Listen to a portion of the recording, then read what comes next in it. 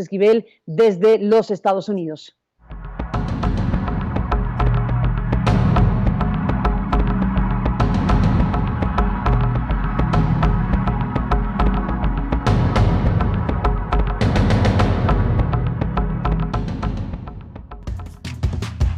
Mesa de análisis.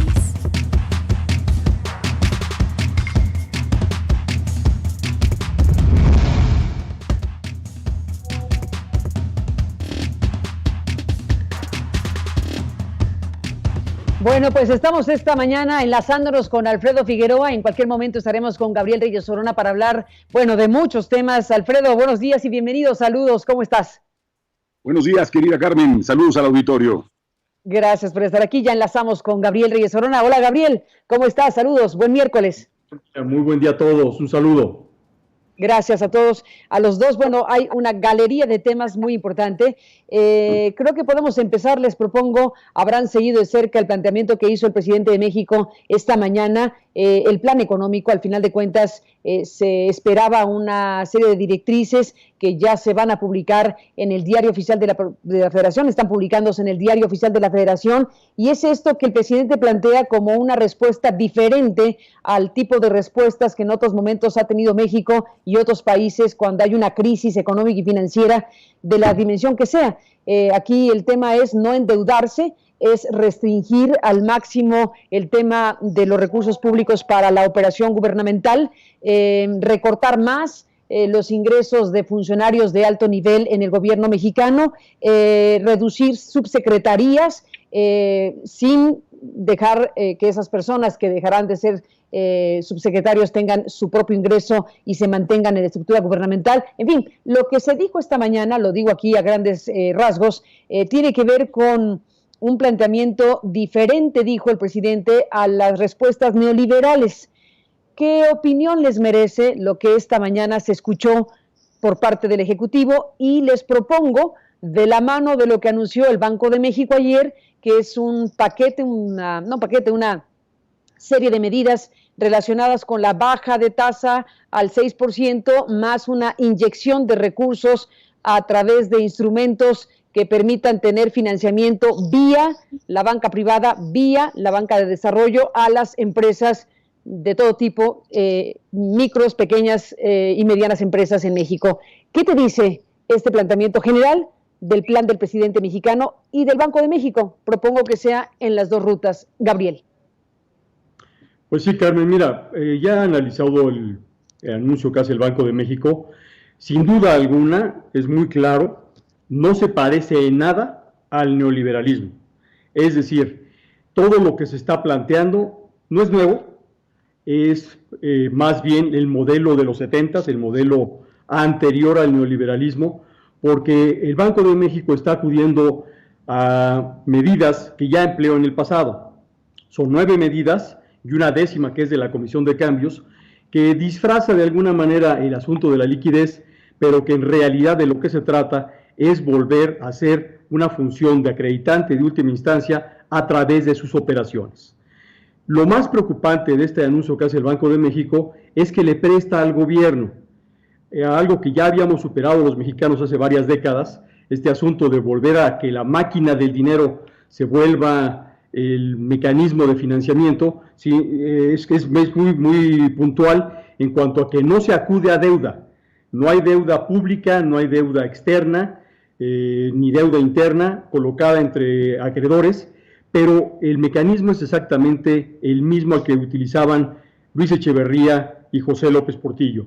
Es decir, volvieron a echar a andar la máquina, están utilizando la banca de desarrollo como parapeto para decir que no es el gobierno el que está recibiendo el financiamiento, pero en pocas palabras lo que está haciendo el Banco de México es regresando a los 70s, regresando a una política monetaria expansionista que si ya tenemos muy explorada esta situación, nos va a llevar a nueva inflación. Me preocupa la declaración que hace el presidente o encargado del Consejo Coordinador Empresarial y de todas estas organizaciones empresariales, que de alguna manera ven con buenos ojos que volvamos a un mecanismo expansionista. Van a ser 5 meses de heterodoxia financiera, van a ser 5 meses en los cuales la máquina del dinero se echa a andar, donde la tasa va a procurar que llegue más crédito cuando el país no tiene un sector real que lo soporte, cuando no está creciendo el país, que justifique una expansión de los agregados monetarios. Pero en este contexto, pues sí, el asunto de reducir aún más el gobierno, la estructura del gobierno, pues nos lleva a una situación particularmente delicada, porque no solamente es un tema de ahorrar, es un tema de eficiencia. En la medida que el gobierno pudiera mantener la eficiencia, recortando el gasto que tiene, pues bueno, obviamente eso sería de aplaudir. Pero el problema central que tenemos es que la propuesta que se está haciendo hoy es que el gobierno federal no va a utilizar su presupuesto, sino que van a utilizar la máquina de hacer dinero para reactivar la economía. Esa fórmula existe en el mundo, no es una fórmula novedosa, es una fórmula ya muy explorada, pero debemos de recordar que a los mexicanos nos fue muy mal con esta mecánica. El tema, estas 9 medidas, nos recuerdan por una parte que las coberturas financieras que ofreció el Banco de México pues fueron un rotundo fracaso. 5,000 millones de dólares que se suponía que iban a estabilizar y atender la necesidad de dinero en el país, pues no tuvieron otro resultado que ver cómo los especuladores, ver cómo los grandes demandantes de divisas absorbieron rápidamente esos 5,000 millones de dólares que no son gratis. Esos 5,000 millones de dólares se ejercieron contra un swap. ¿Esto qué quiere decir? Un swap es una operación en la cual yo le compro divisas a los Estados Unidos con pesos que estoy fabricando, pero que en un plazo determinado le voy a tener que recomprar esos pesos a un tipo de cambio determinado. Eso y pedir dinero prestado es exactamente lo mismo. Esto va a afectar los resultados del Banco de México. Esto va a afectar también los agregados monetarios en el país. Entonces, estamos adornando mucho un programa o un plan de rescate financiero que no es otra cosa sino establecer nuevamente el regreso a los 70s. Un regreso a donde ya no se acude a la deuda pública, sino que se da un financiamiento con cargo al señoriaje, a la capacidad del gobierno de fabricar dinero, Carmen. Entonces, creo yo que el empresariado debe de revisar su posición, debe de revisar los efectos que un plan de esta naturaleza tiene y además esta revoltura, esta situación en la cual el Banco de México abandona su objetivo prioritario, que es proteger el poder adquisitivo de la moneda para poder fomentar el crecimiento económico y evitar la recesión, que no es su objetivo constitucional, pues no nos da muestra, sino que el resultado de la reunión que la pasada semana tuvo el presidente con los funcionarios del Banco de México han llevado al Banco Central a volver o a rescatar esquemas de financiamiento y liquidez propios de los 70s. Déjame, Gabriel Alfredo, presentar lo que dijo el presidente hace ratito, justamente porque no se le podía no preguntar al presidente qué opinaba de lo que ayer anunció el Banco de México, y bueno, pues esto fue lo que dijo. Y respetamos las decisiones que tomen. Creo que el reducir la tasa de interés ayuda, es una opinión de mi parte, porque abarata el crédito en general.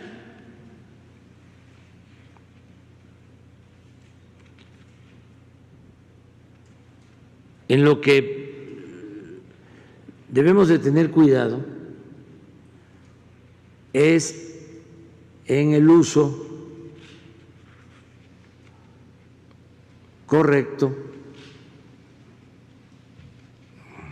moderado, cuidadoso de las reservas del Banco de México. ¿Cómo ves, Gabriel, este comentario del presidente? Pues mira, exactamente ese es el problema, ¿no? Hay una absoluta falta de transparencia por parte del Banco Central ¿a quién le canalizó las coberturas por 5,000 millones de dólares? Hay una absoluta opacidad en cómo se van a derivar 750,000 millones de pesos a través de mecanismos de hacer líquidas garantías, a través de facilitar la dispersión del crédito, y esta reducción de la tasa no tiene una justificación real en la economía. En México no es solamente una disposición autoritaria o libérrima el señalar si la tasa debe ser mayor o menor, sino que esta debe estar correspondida con la economía. El sector real, la producción de bienes y servicios en un país, es lo que da la dimensión y el tamaño de los agregados monetarios. Los recursos prestables en un país están en función a su movimiento y dinámica económica.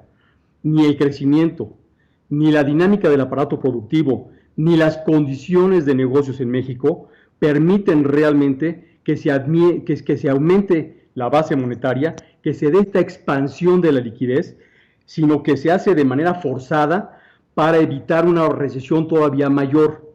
De esta manera, el Banco de México está dándole la espalda a su objetivo constitucional, no va a preservar el valor adquisitivo de la moneda, va a tratar de dar una imagen falsa de crecimiento cuando no hay sustrato, no hay un sustento efectivo en la economía real. Entonces, ciertamente el presidente hace el señalamiento de que este crédito ficticio, este crédito artificial que está inventando el Banco de México, tiene que utilizarse de manera responsable, de manera cuidadosa, porque lo que ahora tenemos que ver es cómo los grandes demandantes del crédito, que son los bancos, a quien se está apoyando con esta liquidez es a los bancos. Hay que ver cómo se va a canalizar este dinero. Ahora, ya lo señala el Banco de México, adicionó entre los sujetos de crédito a la banca de desarrollo, para no hacerlo directamente con el gobierno federal. Esta medida de prestarle a la banca de desarrollo, pues va a permitir que ciertos programas específicos reciban una liquidez adicional o excepcional.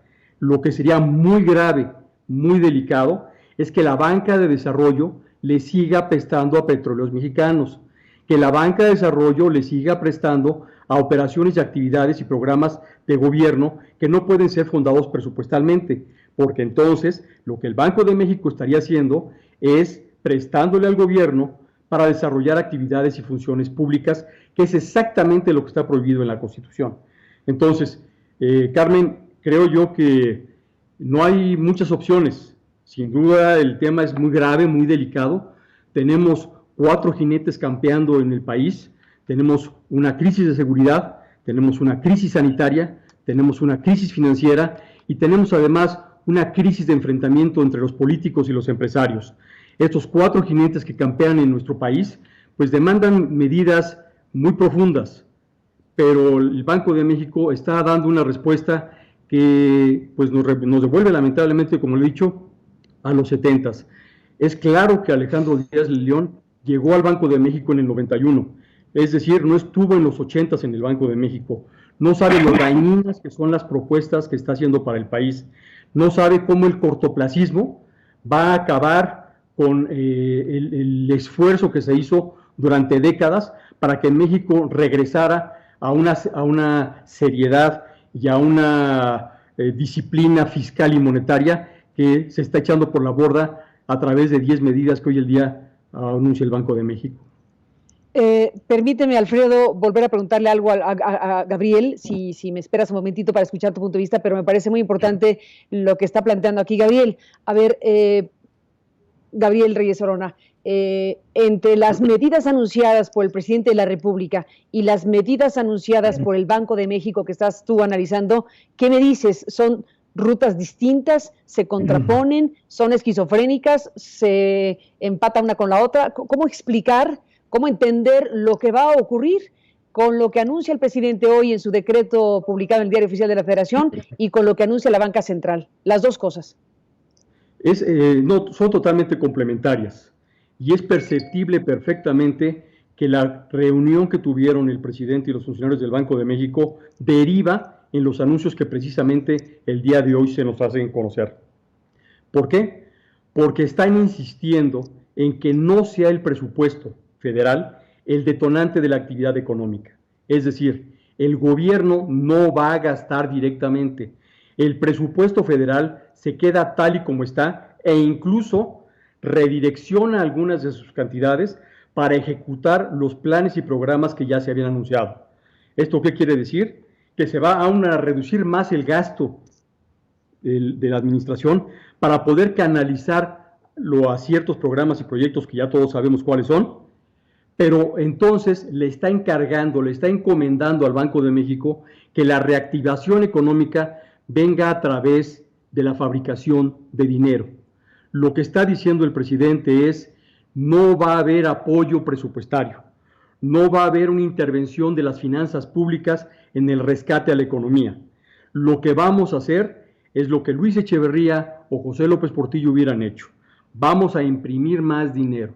Lo que vamos a hacer es que le vamos a dar liquidez, y eso no es otra cosa sino darle la oportunidad a los bancos para que, fíjate nada más, créditos corporativos, garantías y otros activos que tiene la banca los vuelvan líquidos. Es decir, el Banco de México los va a tomar y les va a entregar dinero a cambio. Eso es hacer líquido un activo. Entonces, lo que se está haciendo y el Banco de México está asumiendo es la responsabilidad de reactivar la economía a través de 9 medidas que lo que van a hacer es inyectar de manera forzada, artificial y súbita 750,000 millones de pesos, adicionados a una 10ª medida, que es continuar con el absurdo programa de coberturas cambiarias que aprobó la Comisión de Cambios. Entonces, en el anuncio que hace el Banco de México, lo que se ve es una articulación muy cercana entre el gobierno federal y el Banco Central. Hay una decisión de política monetaria tomada de común acuerdo con el Ejecutivo Federal, y esto se ve que fue lo que sucedió el miércoles pasado, para que la expansión de los agregados monetarios, es decir, para que sea la inflación la que evite subir impuestos, que sea la inflación la que evita pedir prestado, que sea la inflación la que dé una apariencia de bonanza y crecimiento económico, Carmen. Por supuesto que hay una total articulación entre los anuncios del Banco de México y del Ejecutivo Federal.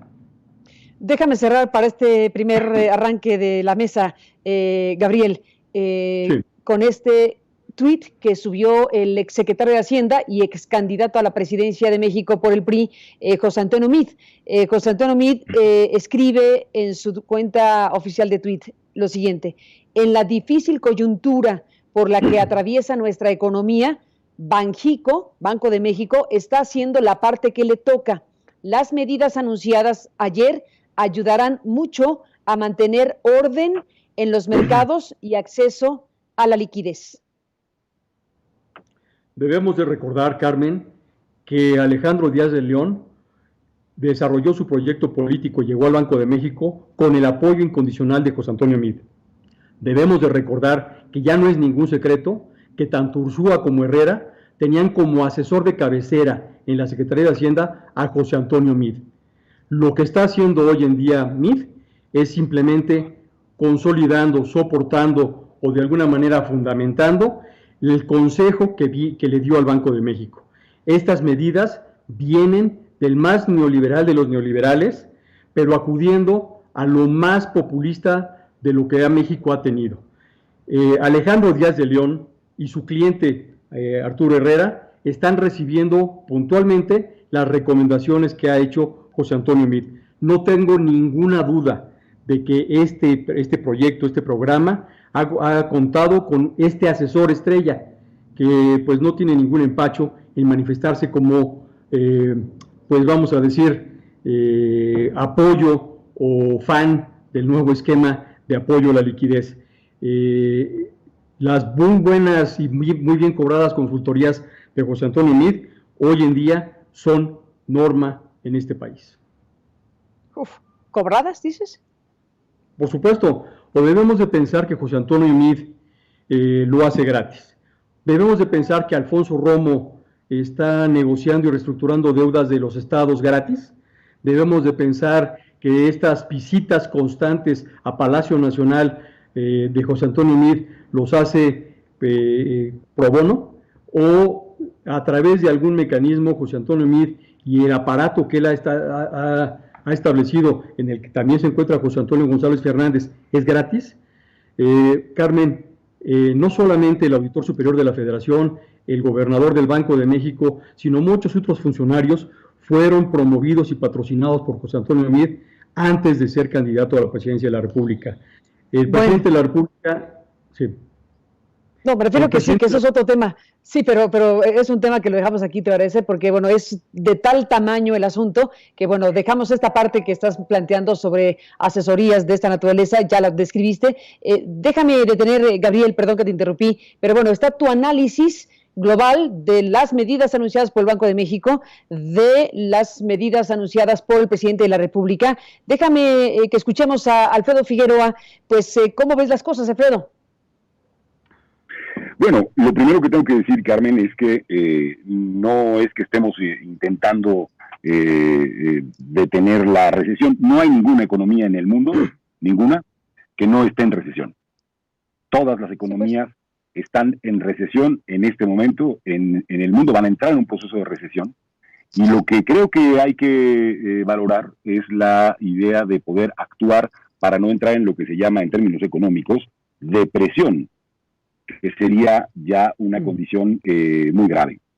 A mí me parece que el elemento fundamental que he escuchado el análisis de Gabriel respecto de las políticas del Banco de México, pero yo no veo otro camino en el país, en México, ni en ningún otro país, que ir tomando deuda.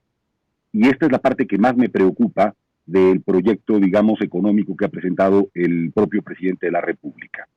A mí me parece que fue a través de la deuda que fue posible, y es posible, reactivar la economía.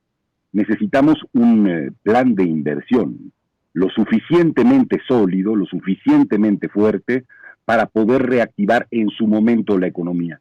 Y aquí sigo advirtiendo problemas de desfase o de entendimiento de cómo va a ir desarrollándose la pandemia para poder regresar a la actividad económica. Es un falso dilema el de salud o economía. No hay país sin resolver los problemas de salud. Así que necesitamos en mi opinión, una inversión absolutamente fuerte que es en materia de salud pública, en materia de salud y de resolver el problema de la pandemia. Necesitamos un plan que hable de todas las personas que tienen que van a poder volver al trabajo en un momento específico, y desde luego inmediatamente después efectivamente necesitamos un plan de créditos, un plan de inversión para que las cadenas productivas que están posiblemente rotas cuando volvamos puedan reactivarse y de este modo reiniciar el crecimiento económico. El Estado tiene hoy una responsabilidad enorme en relación a esa política, a la política de invertir en el país, de ayudar a pequeñas empresas a salir adelante, no solo a los microchangarros, sino a un conjunto de empresas, abrir la liquidez. Sí hay que sostener el sistema financiero, ya aprendimos que si tenemos un problema en el sistema financiero, vamos a tener que ir a una historia que ya conocimos los mexicanos, que es el de un posible rescate de los bancos, y esta parte me parece que es fundamental, que no está precisa y no está clara de ninguna manera en el proyecto, digamos, económico que se ha presentado hoy en la conferencia de las mañanas. Ahí es donde yo pondría el acento. Comparto una cosa con el presidente, y la debo dejar clara. Una es esta idea de siempre, no queremos una historia anterior en donde siempre se socializan las pérdidas y se privatizan las ganancias. Es decir, sí tenemos que buscar un mecanismo de corresponsabilidad con los empresarios del país, con el sistema financiero, para echar hacia adelante esta condición. Eso dependerá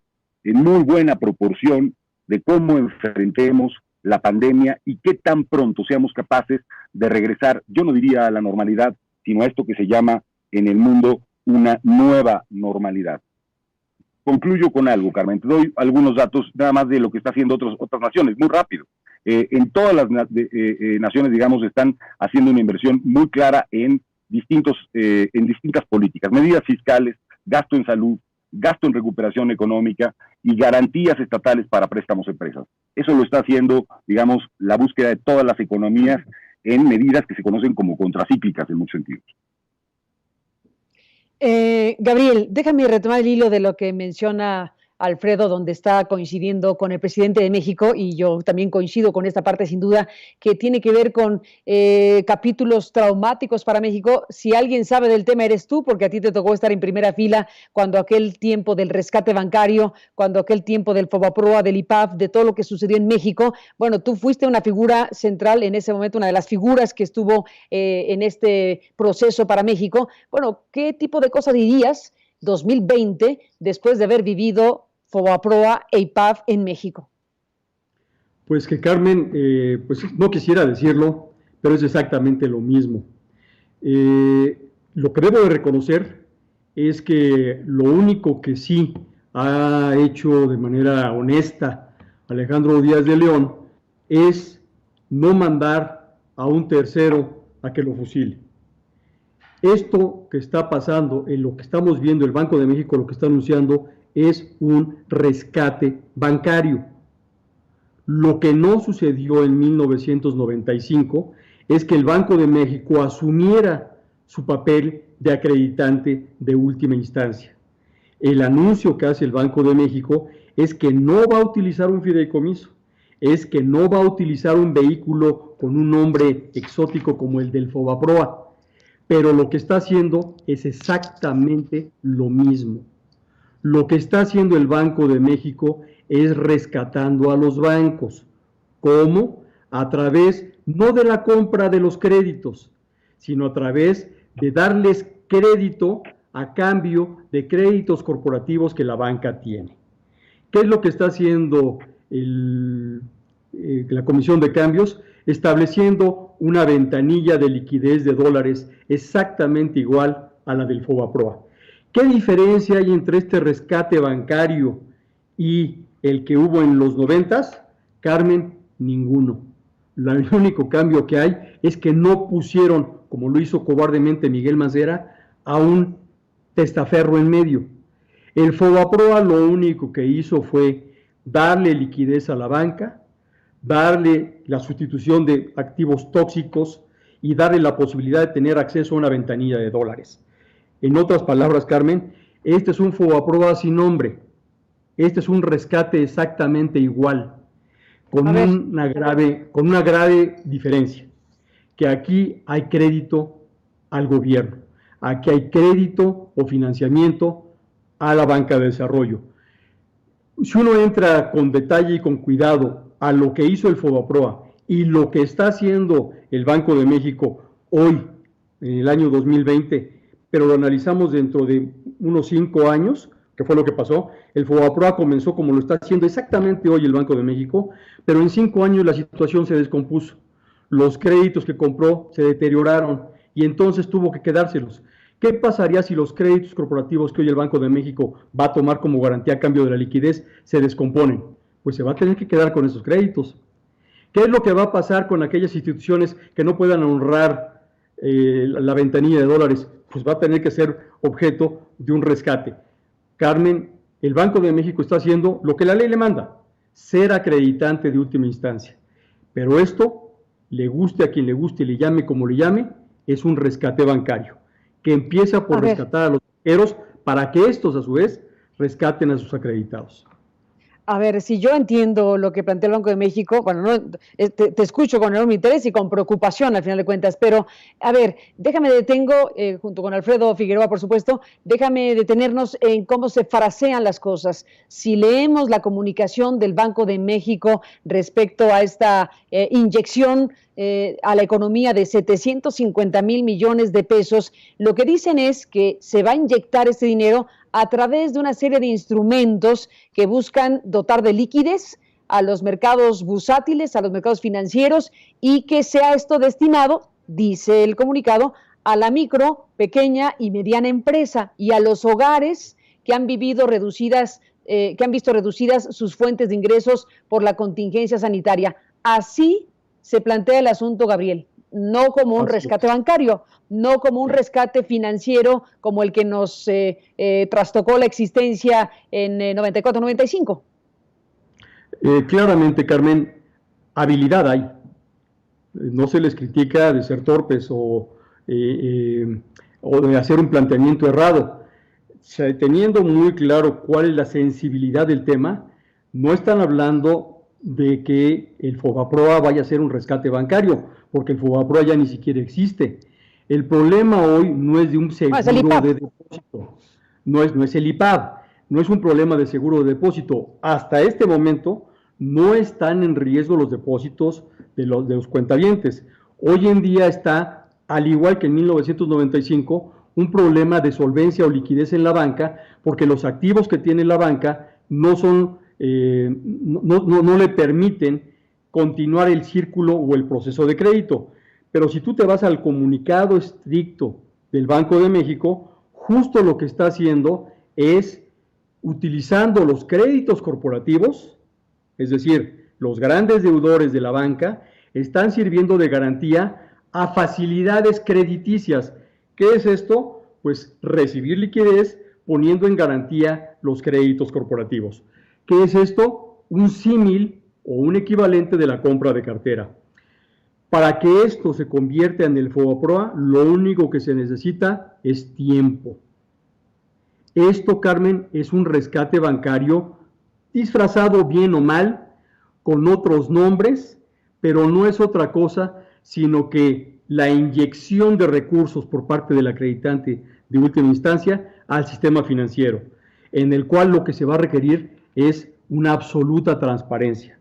Así como el Banco de México no ha sido transparente en decir quiénes son los especuladores beneficiados de los 5,000 millones de dólares de las coberturas, el Banco de México sí debe dar detalle puntual de cuáles son los apoyos de liquidez, qué bancos y qué créditos corporativos son los que están siendo parte de este programa, porque así como en el 95, a quien ahora preside el país y a sus huestes les preocupaba mucho saber quiénes eran estos créditos corporativos que participaban en el programa de liquidez, hoy también es muy importante, porque resulta que hay ciertos empresarios que gozan, Carmen, de una atención privilegiada por parte del gobierno.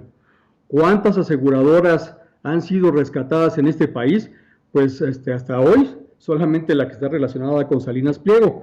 Entonces, de lo que no se trata en este rescate bancario, que eso es un FOBAPROA completamente encobijado, pues que no se convierta en un vehículo para beneficiar o financiar solamente los proyectos de los amigos, y que no se vaya a utilizar el crédito que está dando el Banco de México a través del señoriaje a proyectos consentidos del gobierno a través de la banca de desarrollo. Eso sí, Peña lo hacía igualito, Peña lo que hacía era darle el dinero a Petróleos Mexicanos, le dio 5,000 millones de dólares a Petróleos Mexicanos vía Nacional Financiera. Eso violentaba la ley de deuda pública, y eso era una forma de evitar y darle la vuelta a la deuda pública.